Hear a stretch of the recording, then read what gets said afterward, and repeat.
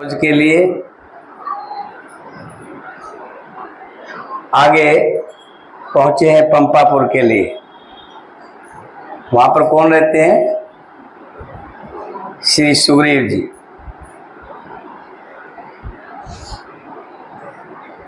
यहाँ तुलसीदास जी कहते हैं, कंद पुष्प और नील कमल के समान सुंदर गौर एवं श्याम वर्ण, अत्यंत बलवान, विज्ञान के धाम, शोभा संपन्न, श्रेष्ठ धनुधर, वेदों के द्वारा वंदित, गो एवं ब्राह्मणों के समूह के प्रिय अथवा प्रेमी, माया से मनुष्य रूप धारण किए हुए, श्रेष्ठ धर्म के लिए कवच स्वरूप, सबके हितकारी श्री सीताराम जी सीता जी की खोज में लगे हुए पथिक रूप रघुकुल के श्रेष्ठ श्री राम जी और लक्ष्मण जी दोनों भाई निश्चय ही हमें भक्ति पद देंगे। सब लोग कुछ न कुछ मांगते हैं कि भगवान हमें ये देना, हमें ये देना, लेकिन जो प्रभु का प्रेमी होता है वो मांगता है कि प्रभु हमें भक्ति पद देना, अपने चरणों में भक्ति देना।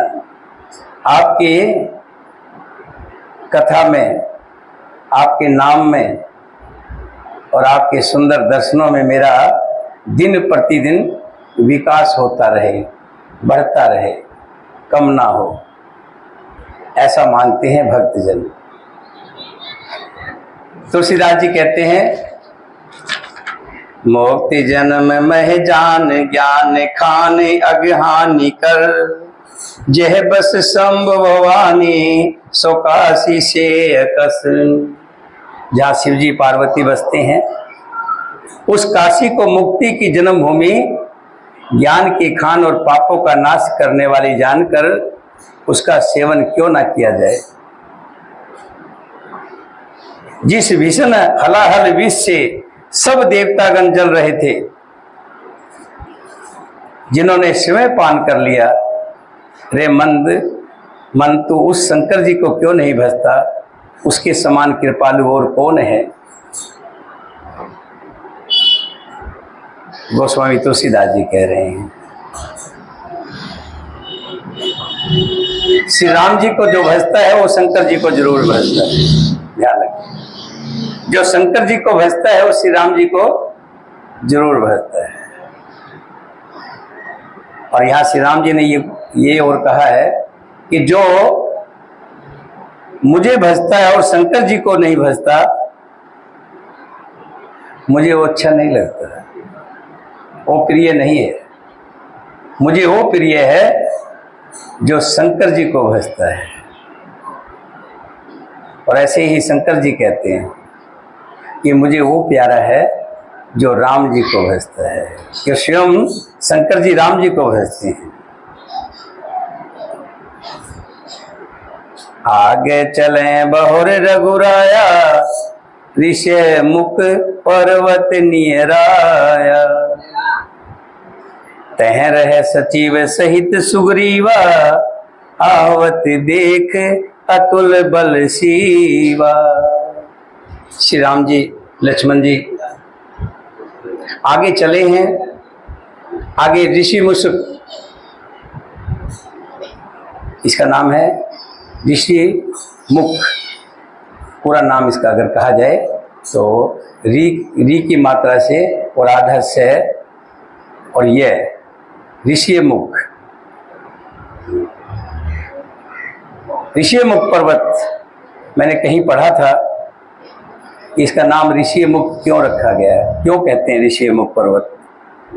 यहाँ पर जितने भी जानवर रहते हैं, हिरण और भी जितने भी हैं, वो शोर नहीं करते, चुपचाप रहते हैं इस पर्वत पर। कारण कि इस पर्वत के आसपास में बहुत से ऋषि तपस्या करने आते हैं और उनके शोर से कहीं ऐसा न हो ऋषियों की तपस्या में विघ्न ना पड़े, वहाँ के पशु पक्षी मुक्त रहते हैं, इसलिए इसका नाम ऋष्यमुख पर्वत पड़ा।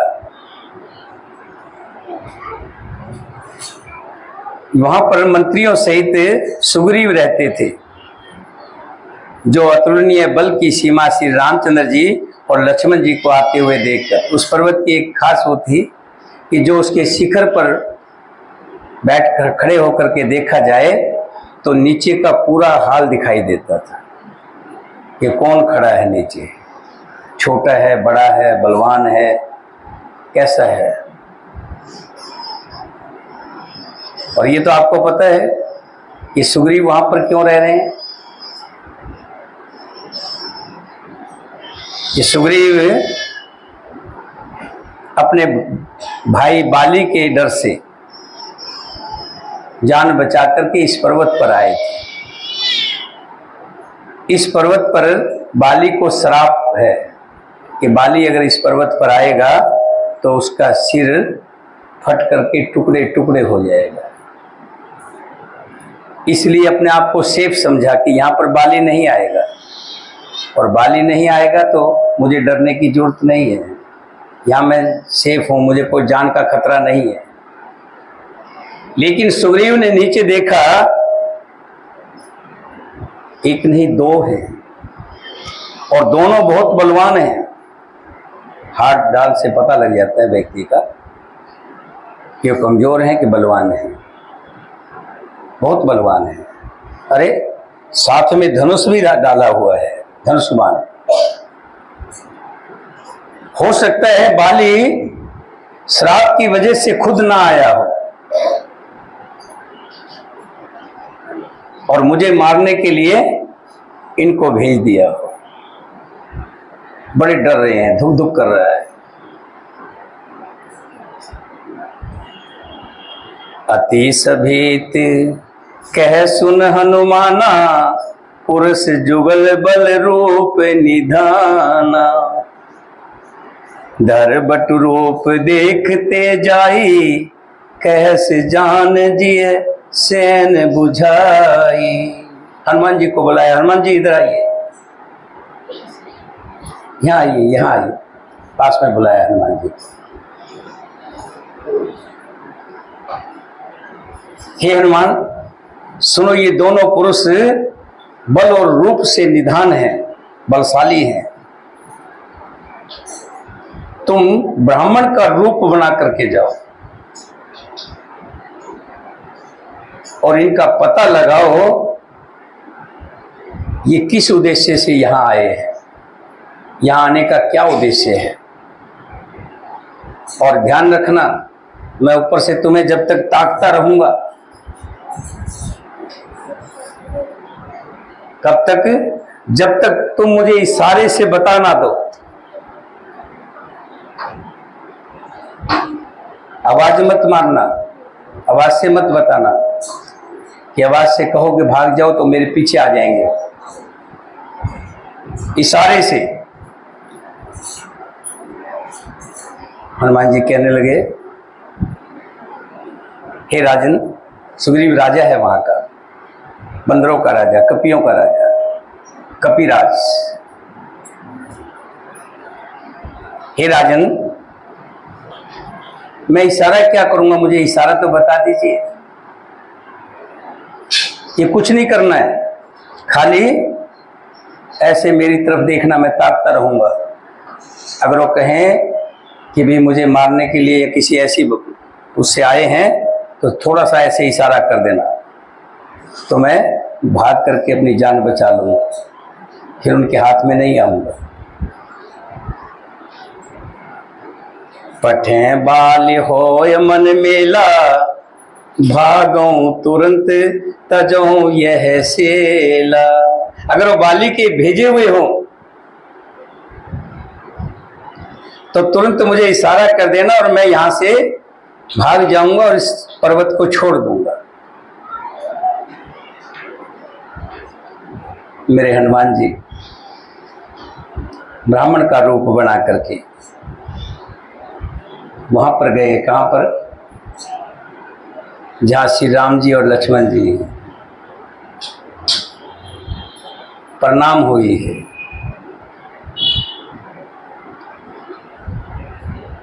और पूछा है, हे वीर, सांवले और गोरे शरीर वाले आप कौन हैं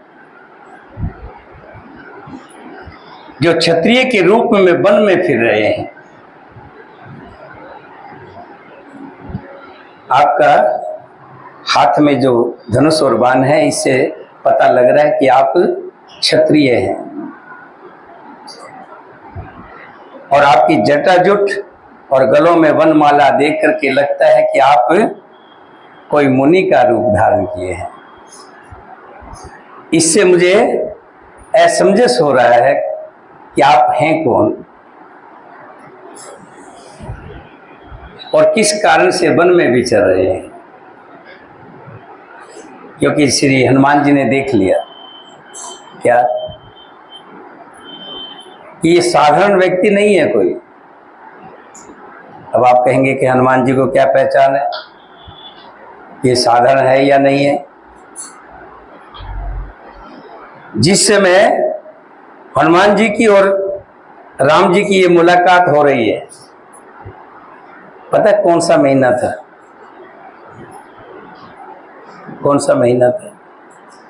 जेठ का महीना, तपती हुई गर्मी का महीना। जो अगले महीने तो चौमासा आ जाएगा ना। चौमासे में तो सुग्रीव जी विश्राम करने लग जाते हैं, 4 महीने रुक जाते हैं। बरसातों के समय में युद्ध नहीं होता। बाली को मार करके चौमासा वहीं बिताएंगे श्री राम। तो चौमासे से पहले कौन सा महीना होता है? जेठ का महीना है ना। जेठ का महीना है, हर चीज तप रही है, आग निकल रही है, हवा में भी आग है। और जहां पर श्री राम जी खड़े हैं वो पत्थर हैं। पत्थर तो समझो मानो इस घाम के अंदर, इस गर्मी में आग का रूप बन गया है। उन पर मेरे राम जी खड़े हैं और बिल्कुल नॉर्मल खड़े हैं, किसी तरह का वो नहीं है। पैरों में चप्पल नहीं है, खड़ाऊ नहीं है, नंगे पैर। उसी से हनुमान जी ने अंदाजा लगा लिया कि साधारण नहीं है, ये साधारण व्यक्ति नहीं है, कोई खास व्यक्ति है। मन को हरण करने वाले आपके सुंदर कोमल अंग हैं और आप वन के दूसरे धूप और वायु को सह रहे हैं। क्या आप कोई ब्रह्मा, विष्णु और महेश, इन तीनों में से कोई एक हैं? कि तुम तीन देव मह को, ब्रह्मा, विष्णु, महेश, इन तीनों में से कोई एक हो, या फिर नर और नारायण तुम उनमें से कोई हो, नर और नारायण होंगे। या ब्रह्मा, विष्णु, महेश। राम जी कुछ नहीं बोले, चुप है राम जी। तो आप नर और नारायण होंगे, फिर भी श्री राम जी चुप हैं। फिर हनुमान जी कहते हैं कि आप जरूर सतदानंद होंगे, श्री हरि होंगे, जो इस संसार को भवसागर से पार उतारने के लिए, भक्तों का कष्ट निवारने के लिए, ऋषि मुनियों का उद्धार करने के लिए आप यहाँ आए होंगे। आप जगत के मूल कारण और संपूर्ण लोकों के स्वामी शिवम भगवान हैं, जिन्होंने लोगों को भवसागर से पार उतारने तथा पृथ्वी का भार नष्ट करने के लिए मनुष्य रूप में अवतार लिया है। फिर भी राम जी कुछ नहीं बोले। राम जी क्यों नहीं बोल रहे? राम जी कहते, देखो हनुमान जी ने अपना तो परिचय छुपा करके दूसरा रूप बना करके आए, यानी ब्राह्मण बन करके आए, और हमसे हमारा परिचय पूछ रहे हैं असली। हम भी असली परिचय नहीं देंगे। क्या कहते हैं कौशलेश दशरथ के जाए, हम पितु वचन मान बन आए। नाम राम लक्ष्मण दो भाई, संग नार सुकुमार सुहाई। यहाँ हरि निश्चर विदेही, विपर फिरे हम खोजत तेहि। आपन चेत कहा हम गाई, कहो विपर निज कथा बुझाई। श्री राम जी ने कहा कि हम राजा दशरथ के सुपुत्र हैं, मेरा नाम राम है और इनका नाम लक्ष्मण है। पिता के वचन से हम वन में आए थे और यहाँ राक्षस ने हमारी जो धर्म पत्नी थी सीता, उसका हरण कर लिया। उसको खोजते खोजते, हे ब्राह्मण, हम यहाँ आए हैं। जब हनुमान जी ने सुना कि राम का नाम कि राम है, इतना कहते ही कि जहाँ राम का नाम आ जाता है, ये ध्यान रखिएगा। किसी एक घर में खूब अंधेरा हो और वहाँ एक मोमबत्ती आ जाए तो वहाँ क्या होता है, सब अंधेरा भाग जाता है, प्रकाश ही प्रकाश आ जाता है। और जहाँ श्री राम का नाम आ जाए तो वहाँ प्रकाश, रोशनी। राम का नाम आते ही जैसे मुख से कहा श्री राम जी ने कि मैं राम हूँ और ये लक्ष्मण है, तुरंत हनुमान जी पहचान गए, ये मेरे प्रभु श्री राम जी हैं, जो मैं आज तक इनको खोजता आ रहा हूँ, जो मुझे रात को सपने में भी दिखाई देते थे, लेकिन अभी तक मैंने दर्शन नहीं किया था। और सोचिए, आप किसी का मन में ध्यान करते हो और उनको अपना सब कुछ मानते हो, और कभी वो साक्षात आपके सामने आकर के खड़े हो जाए तो आप कैसा महसूस करेंगे? वही हनुमान जी कर रहे हैं। तुरंत चरण पकड़ लिए, पृथ्वी पर गिर पड़े, साष्टांग प्रणाम किया। यहां शिव जी कहते हैं,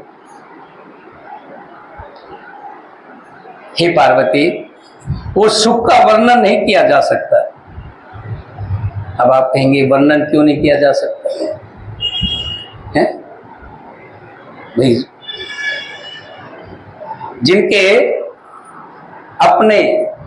जिनको वर्षों राह तकते रहे हो, जैसे सबरी राह तकती रही कब मेरे राम जी आएंगे, और जब उनको सामने देखा तो क्या सुख मिला, उस सुख को वर्णन यहाँ शंकर भगवान जी पार्वती से कह रहे हैं कि हे पार्वती, हनुमान जी को जो सुख मिल रहा है उसका एहसास किया जा सकता है, वर्णन नहीं किया जा सकता है। उसका कारण क्या है? बैठे बैठे खो गए हैं शंकर भगवान कथा सुनाते सुनाते पार्वती को, और हनुमान जी के रूप में मानो शंकर जी स्वयं चले गए हैं। हनुमान जी शंकर के ही अवतार हैं, ध्यान रखिएगा, शंकर के ही अवतार हैं। अब खो गए हैं अपने रूप में, शंकर भगवान हनुमान जी के रूप में हैं, लेकिन स्वयं खो गए हैं, सुख अनुभव कर रहे हैं, कितना आनंद आ रहा है। तो पार्वती से कह रहे हैं कि हे पार्वती, इस सुख का अनुभव किया जा सकता, वर्णन नहीं किया जा सकता। शरीर पुलकित है, मुख से वचन नहीं निकल रहे हनुमान जी से। वे प्रभु के सुंदर वेश की रचना देख रहे हैं। फिर जब पहचान लिया अच्छी तरह से, प्रभु की स्तुति की है। अपने नाथ को पहचान लेने के बाद हृदय में बड़ा हर्ष हो रहा है। फिर हनुमान जी ने एक बात कही, हे स्वामी,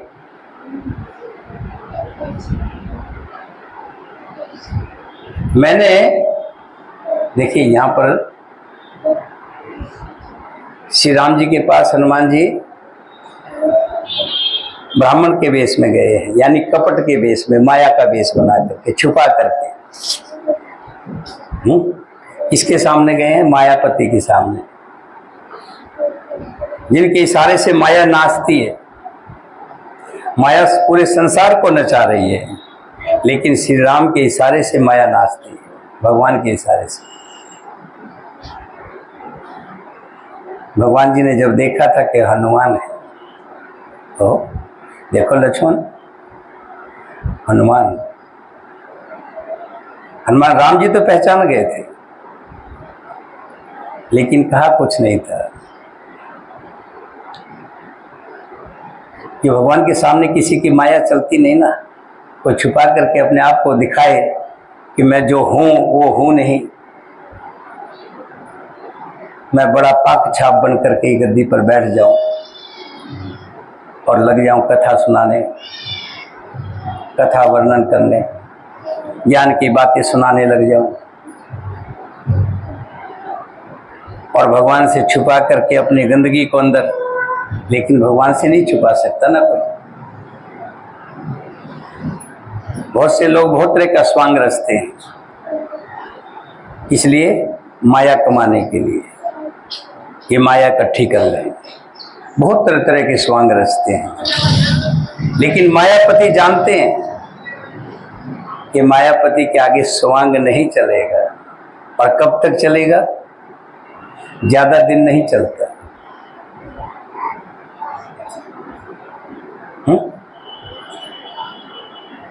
तब हनुमान जी ने पूछा कि हे स्वामी, मैंने जो पूछा वो मेरा पूछना तो न्याय था।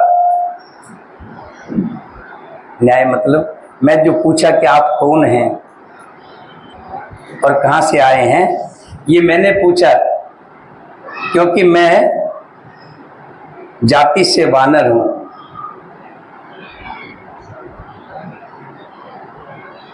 और कई जन्मों के बाद मैंने आपके दर्शन किए। एक तो जाति से वानर हो गया, और एक बहुत जन्मों के बाद आपके दर्शन किए, बहुत दिन बाद आपके दर्शन किए हैं, और वो भी किस रूप में? तपस्वी के रूप में।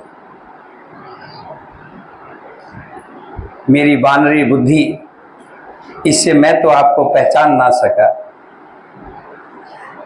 और अपनी परिस्थिति के अनुसार मैंने आपसे पूछा। परंतु हे प्रभु,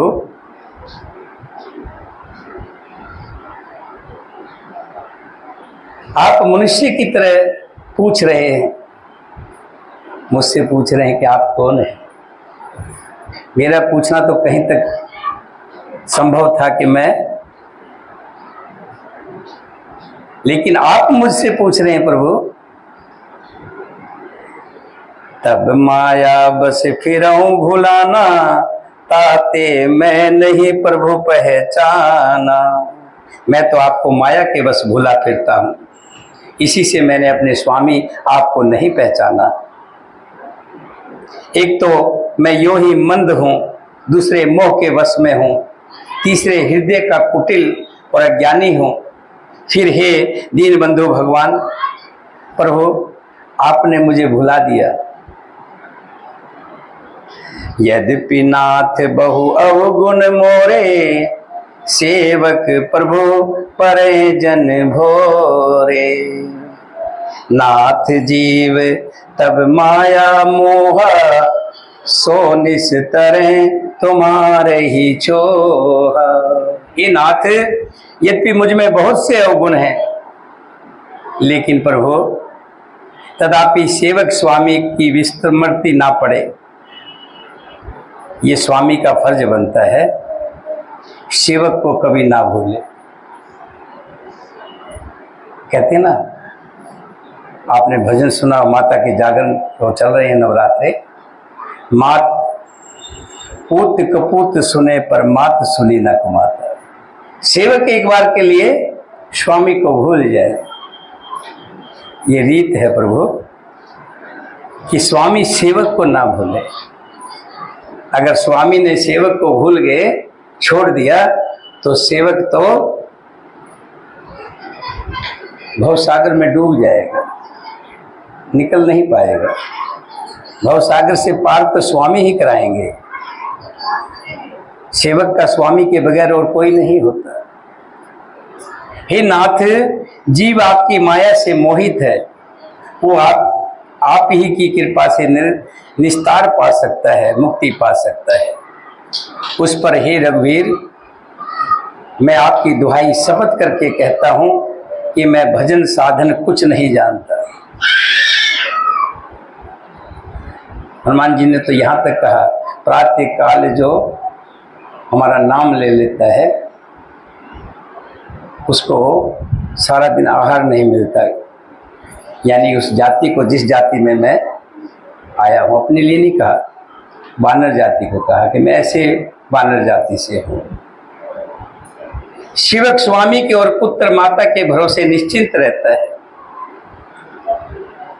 सेवक स्वामी के और पुत्र माता, माता जब तक पास साथ में